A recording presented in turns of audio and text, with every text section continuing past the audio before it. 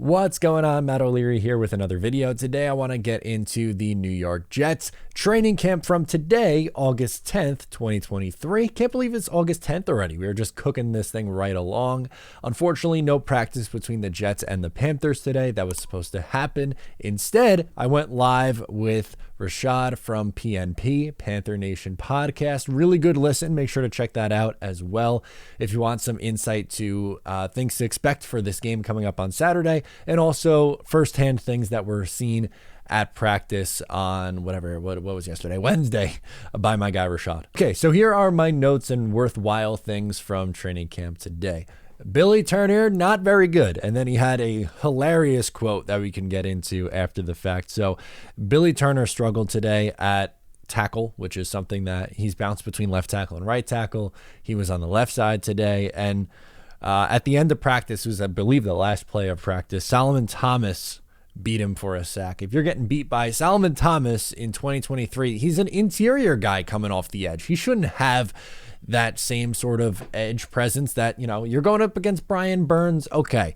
He was getting beat, or Max Mitchell was getting beat by Brian Burns in camp yesterday. All right. I understand that that's a challenge, but Solomon Thomas, if Solomon Thomas is going at him, that's an interior guy, man. You should be able to hold your own against that. He's had a really tough camp, and he was asked about switching between left tackle and right tackle, and he said, everything is an adjustment. It's like wiping your ass with your offhand. Kind of ironic that he is making or sharing a metaphor about ass, but just really tough go of it for Billy Turner. And you're hoping that Dwayne Brown is going to come back soon, which Robert Saleh has now said multiple times. What soon means? Don't know. I have no idea what that means. It could be a couple days, it could be a couple weeks. It's all in your interpretation of what soon is, or Robert Saleh's interpretation of what soon is, which kind of goes into a point that we talked about in a separate video earlier today, where Robert Saleh mentioned AVT going back to offensive tackle. They would prefer him to play guard, and that makes sense because that's where he's best suited to play. He's played left guard, right guard, left tackle, right tackle. He's played all four positions. Well, not center. So 4 of the 5. I apologize. 4 of the 5 spots, both guard and both tackle spots. And I am okay with this move under the right circumstances. I'm not saying you just run him out there at tackle and don't have some other plan.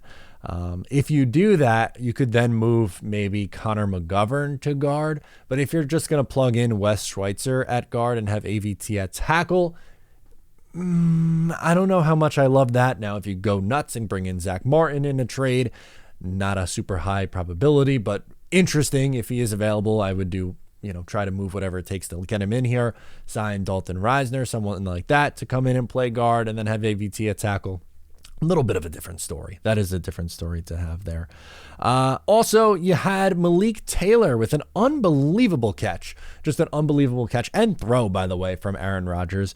Insane throw and catch. And he's had a really good training camp. And I don't know how many wide receivers the Jets are going to keep. I would assume 6. And, Jason Brownlee, I thought, was someone who's had the inside track. But Malik Taylor continues to make plays too. It's going to be a very difficult decision for Joe Douglas, Nathaniel Hackett, and Robert Saleh when deciding who they want to keep in this wide receiver room. It's, again, with this Jets 53-man roster, it's not going to be easy to trim this thing down. In years gone by, it's okay, these guys are gone and you're going to be, really reaching to keep 53 guys, and not all the guys you end up rostering are probably worthy of a roster spot, but there are going to be some players who are worthwhile who get cut. Jason Pinnock's a phenomenal example of that last year. He gets picked up by the Giants and has been pretty good for them.